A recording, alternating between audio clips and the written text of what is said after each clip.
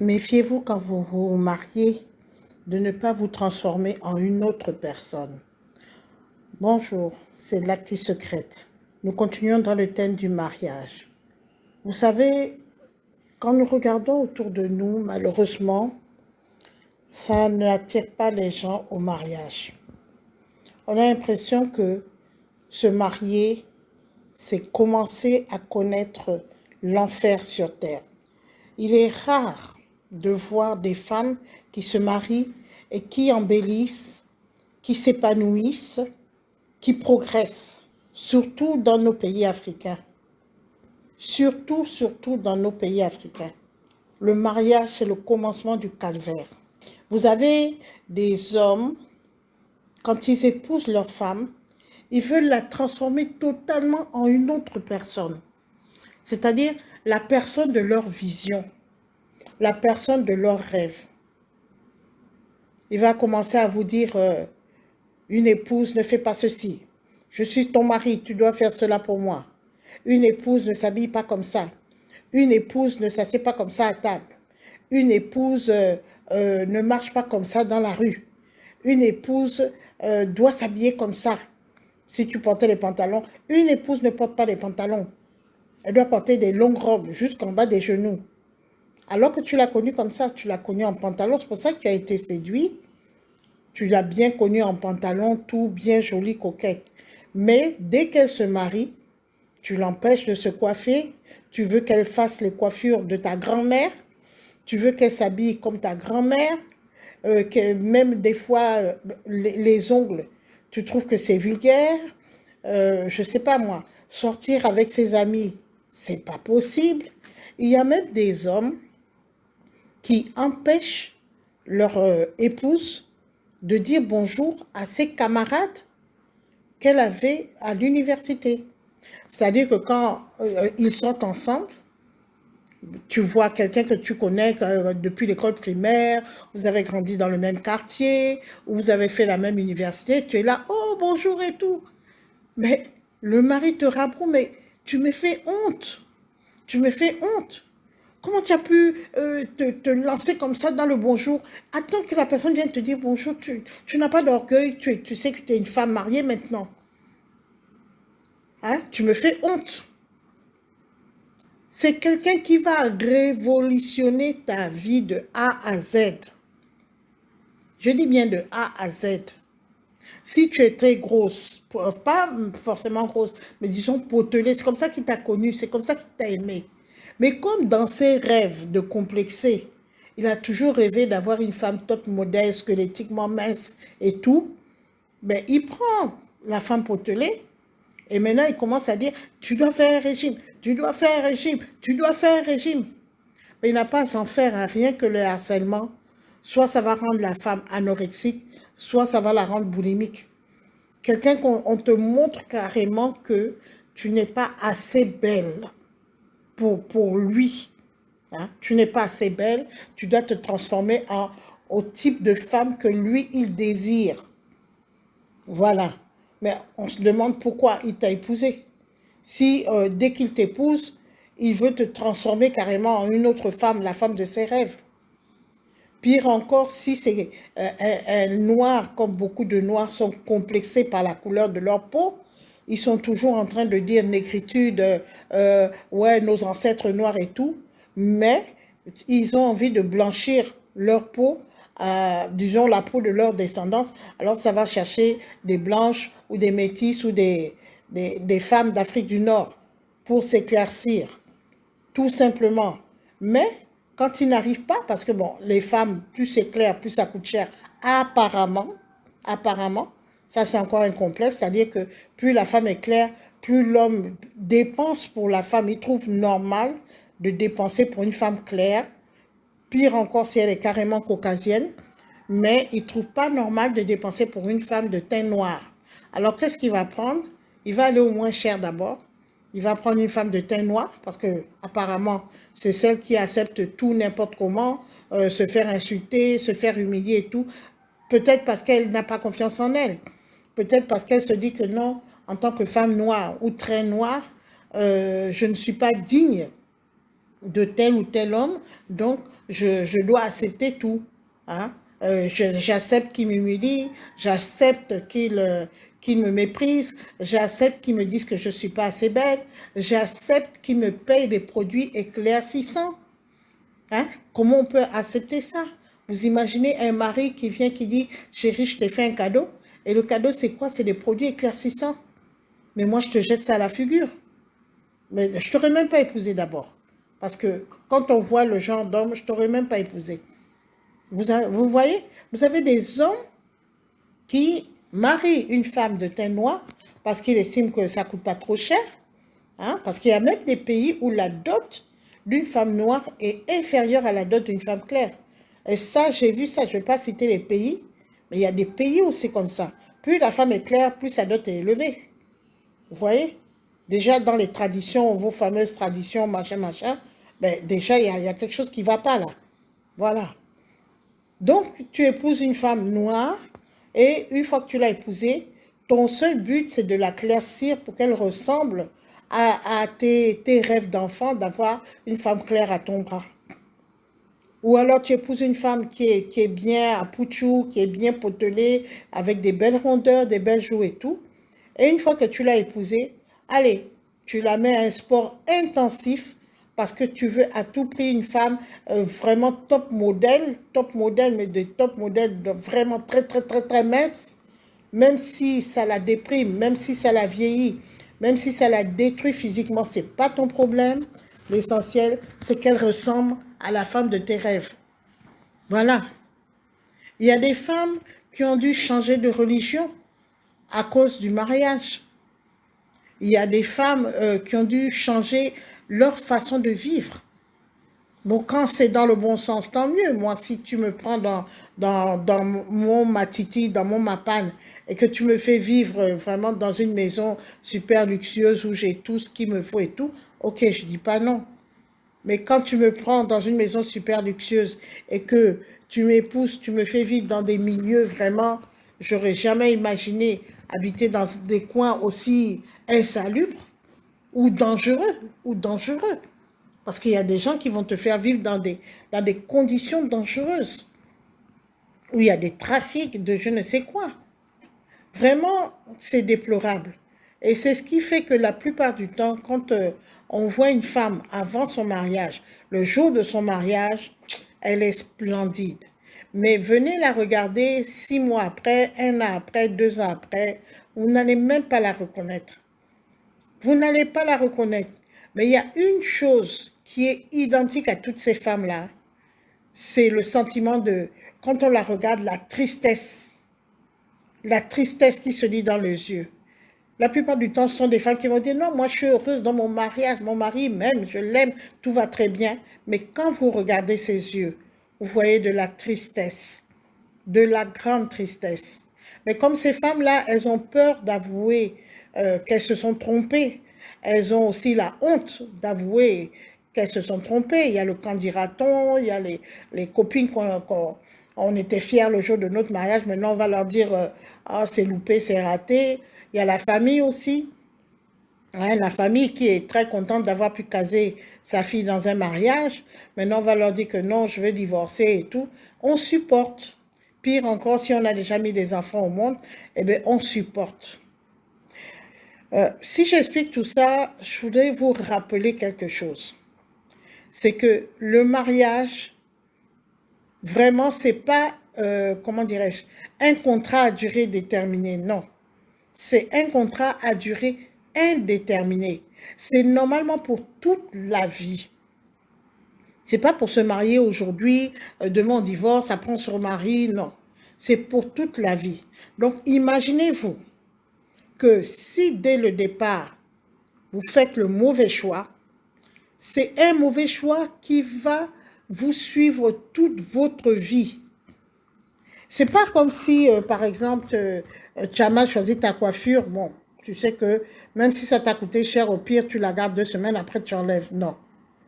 C'est pas comme si tu as choisi un travail, un emploi dans une société et que tu te rends compte que cette société, au fond, c'est une société où il y a du mysticisme, où il y a des trafics et tout. Tu peux partir.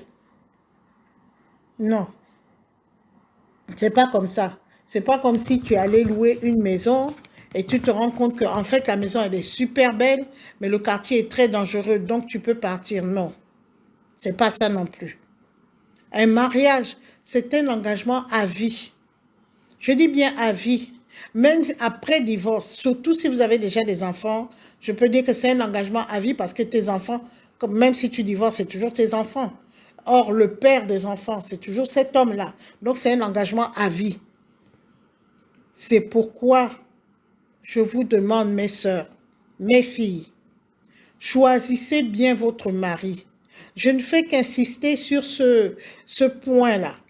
Choisissez bien votre mari.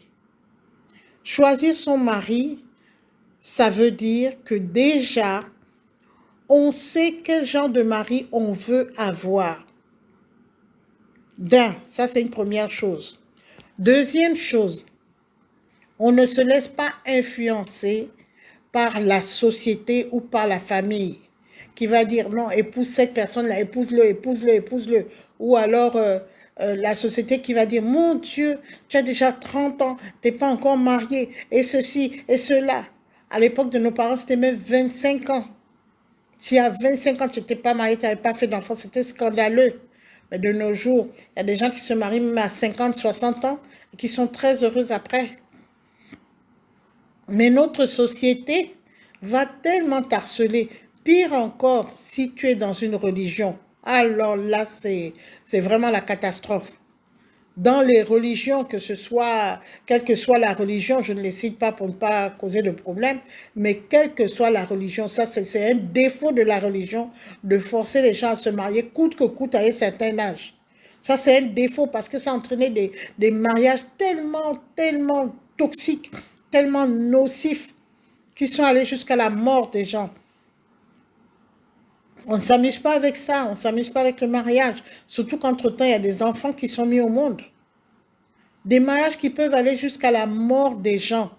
Mais ces mariages-là, on se rend compte qu'ils se sont mariés parce que l'environnement disait « Ah, vous avez tel âge, vous fréquentez, il faut vous marier, il faut vous marier, il faut vous marier. » Et finalement, on ramasse n'importe qui, n'importe quoi. Faites le bon choix. Ayez d'abord vos propres critères. Ayez déjà votre propre vision de votre vie future. Comment moi je veux être demain? Quel genre de vie je veux avoir demain? C'est important. Et quand vous êtes devant une personne, très important, un conseil vraiment en or, ne prenez jamais de décision hâtive. Ne prenez jamais de décision hâtive. Prenez le temps d'examiner bien la personne, de le voir dans toutes les circonstances. Quand il est fâché, quand il est content, quand il est fatigué. Essayez de l'examiner durant tout ce temps. Essayez d'examiner son environnement maintenant. Ses amis, comment il se comporte avec ses amis, quel type d'amis il a, comment ses amis considèrent le mariage. Regardez aussi sa famille. Quel est le genre de famille qu'il a? Est-ce que c'est une famille où c'est tout le temps les palabres? Sachez qu'il va reproduire ça. Une famille où le père tape sur la mère. Sachez qu'il va reproduire ça. Une famille où les gens sont beaucoup dans les histoires d'initiation, de sectes, de sorcellerie. Il y a toujours des problèmes tel a mangé telle personne en vampire, ou tel est rentré dans une loge et il a sacrifié un de ses neveux, ou tel et ceci, cela. Quand vous regardez tout ça, fuyez. Quels que soient les sentiments que vous avez pour la personne, ne vous hâtez pas de dire que non, il a l'argent, je m'en vais, j'épouse. Vous ne savez même pas quelle est l'origine de cet argent. Vous ne savez même pas combien de cadavres il a dans le placard. Vous ne savez même pas si c'est vous le sacrifice qu'on va faire pour avoir encore plus d'argent. Prenez le temps, fréquentez d'abord la personne. Ne vous hâtez pas. Ne faites plus comme nos parents nous conseillaient avant, que dès que tu as un homme, tu l'attrapes, tu fais vite un enfant pour l'attraper, pour le bloquer. Non, Non, ça, ce sont des chaînes que tu te mets dans ta vie. Ce sont des chaînes et des cadenas qui vont bloquer ta vie. Et tu ne pourras pas vivre tes rêves, tu ne pourras pas être ce que tu es réellement. Choisissez bien votre conjoint. Vous avez le choix. C'est parce que vous vous dites que non, je prends de l'âge, etc. Non, regardez bien. L'homme qui vous correspond, il y a quand même 7 milliards d'habitants sur Terre. Hein, si on prend les adultes, on peut dire qu'il y a au moins 3 milliards d'adultes. Hein. Donc, de maris potentiels, on divise par deux. Il y a au moins 1,5 milliard de maris potentiels dans le monde. Ne soyez pas cantonnés, ne soyez pas figés à un environnement toxique, hein, que vous devez forcément épouser quelqu'un qui est de votre quartier, de votre ethnie, hein, de votre tribu. Non, élargissez, élargissez tout, élargissez vos horizons. Aujourd'hui, on a la chance de pouvoir voyager comme on veut. On a la chance, avec les YouTube, les Facebook et tout, on a la chance de connaître d'autres personnes, ce qui nous donne des idées sur les gens. On a la possibilité de voyager. Si on prend quelqu'un d'un autre pays, on a la possibilité de voyager pour aller voir comment ils vivent. Avec YouTube, on a la possibilité de voir quelles sont les traditions dans ce pays-là. C'est important de connaître les traditions. Vous ne pouvez pas épouser un homme, même si c'est dans votre pays. On va faire comme si c'est dans votre pays. Vous êtes de l'ethnie A, l'homme est de l'ethnie B, et parce que vous avez grandi dans le même pays, vous pensez que vous êtes identiques, mais non. Est-ce que tu as même de supporter les traditions de l'ethnie de ton mari? Il faut bien examiner. Il faut bien examiner. Il faut bien se renseigner comment ça se passe chez vous. Les mariages. Est-ce que la polygamie, c'est automatique chez vous? Parce qu'il y a des ethnies, c'est automatique. Un homme ne reste pas avec une seule femme. Et il fait plein d'enfants. Et non seulement il fait plein d'enfants, mais il doit prendre tous ses neveux, tous ses nièces à sa charge. Il y en a, c'est leur tradition. Vous allez dire que non, ils sont mauvais, c'est quel genre de famille? Mais ce n'est pas une famille anormale dans leur tradition, c'est une famille tout à fait normale.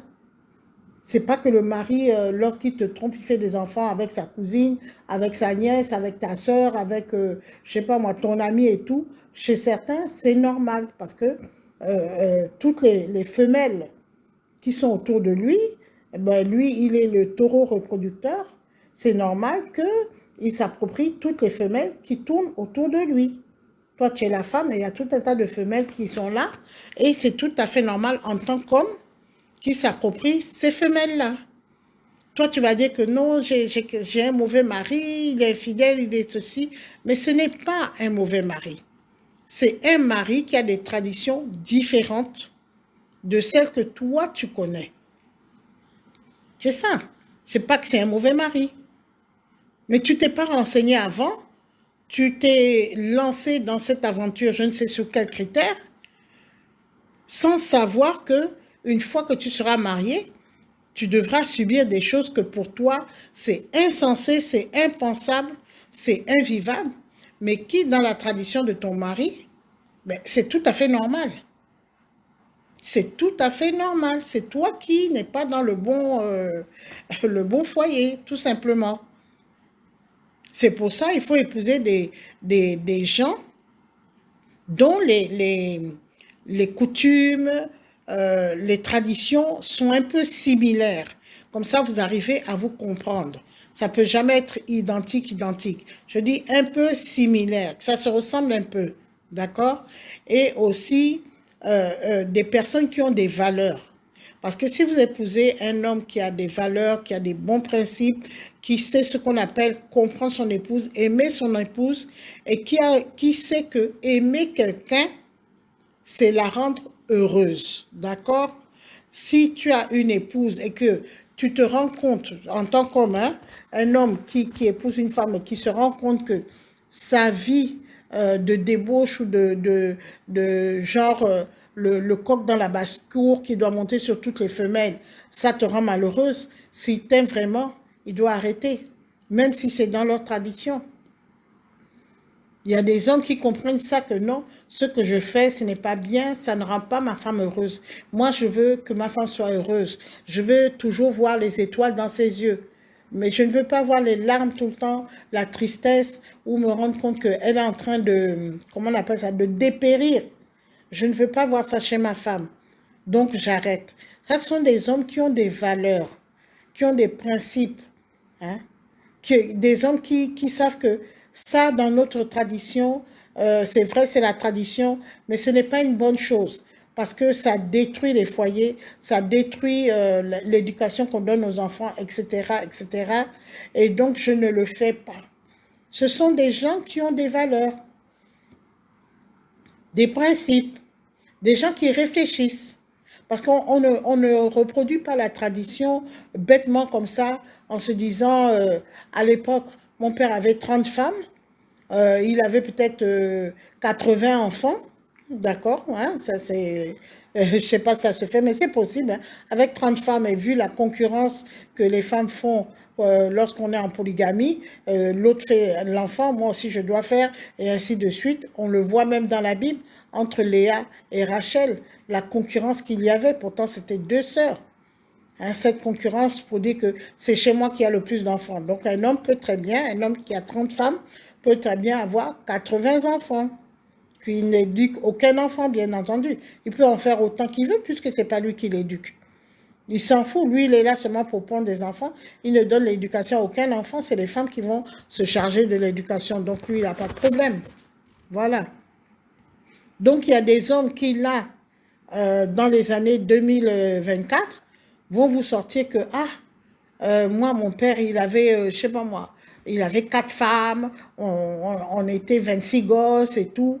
Là, en 2024, avec le coût de la vie, les conditions de vie, la souffrance pour s'en sortir économiquement parlant, le fait que maintenant on vit en appartement ou en petite villa, on ne vit plus dans des grands espaces et tout, chacun est dans sa barrière. Tu vas dire à ta femme, moi, mon père, il avait 4 femmes, il avait je ne sais pas combien d'enfants, donc moi aussi, je dois prendre 4 femmes, je dois avoir le même nombre d'enfants. Vous voyez, ça, c'est un homme qui ne réfléchit pas. Et on voit ça souvent en Europe. Vous savez que l'Europe, les appartements sont petits. Déjà, il faut trouver un appartement, c'est bien. Il faut travailler, il faut trouver du travail. C'est deux, en tant qu'immigré. Mais tu veux reproduire la vie de ton grand-père, de ton père, qui avait 4 femmes. Alors, tu prends 4 femmes, tu as un appartement de 4 chambres. Tu te dis, bon, j'ai 4 femmes, j'ai un appartement de 4 chambres, je vais tourner dans les chambres. Mais tu oublies que les mamans vont faire les enfants et vont se lancer dans la course aux enfants. Donc, dans chaque chambre, il y a au moins, je ne sais pas moi, 4 à 5 gosses. Dans un appartement de 4 chambres, imagine un peu la population qu'il y aura dans cet appartement. Comment même on peut assurer l'éducation des enfants dans ces cas-là.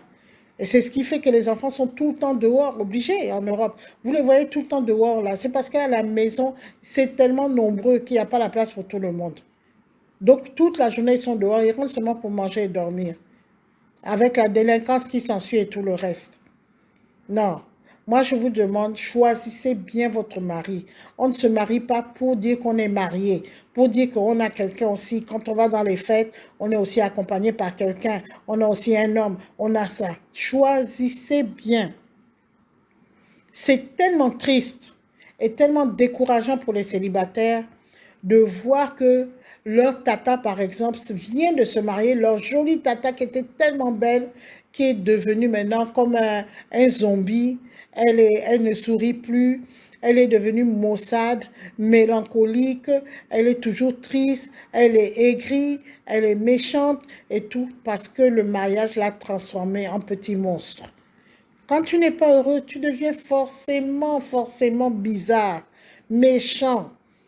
Parce que quand tu n'es pas heureux, c'est la tristesse, c'est la, comment dire, la frustration, c'est l'aigreur. Tu deviens aigri. Tu deviens aigri. Tes cheveux même commencent à tomber. Quand tu n'es pas heureux, c'est grave. On se marie pour être heureux et fonder une famille heureuse. On ne se marie pas pour commencer à savoir que l'enfer, c'est pas après la mort, c'est là sur terre. Voilà, je pense que j'ai été assez claire. et que ces conseils-là seront suivis. Choisissez votre mari. Ayez d'abord vos propres critères, votre propre vision du mariage que vous voulez avoir, du genre d'éducation que vous voulez donner à vos enfants, dans quelle école je vais les mettre, dans quel quartier je vais vivre, etc. Ayez d'abord vos propres critères. Ensuite, par rapport à ça, vous choisirez votre mari. Un homme, ça se choisit. Ne vous dites pas que c'est l'homme qui vous choisit. Parce que quand vous serez marié, c'est vous qui allez rester à souffrir. C'est vous qui devez choisir votre mari. Une femme a souvent plusieurs prétendants. Mais parmi tous ces prétendants-là, choisissez celui qui correspond le plus à vos critères. Ne soyez pas pressés. Soyez examinatrice et choisissez. Comme ça, vous allez faire une vie pendant des années tranquilles et prospères. Merci de m'avoir écouté. J'espère que ces conseils vous seront utiles. N'oubliez pas de liker, ça m'encourage et ça me permet d'avoir une bonne visibilité. N'oubliez pas aussi de vous abonner et surtout de transmettre ces messages à d'autres personnes de votre entourage quand vous examinez qui sont dans ce genre de situation. Je vous remercie et que Dieu vous bénisse.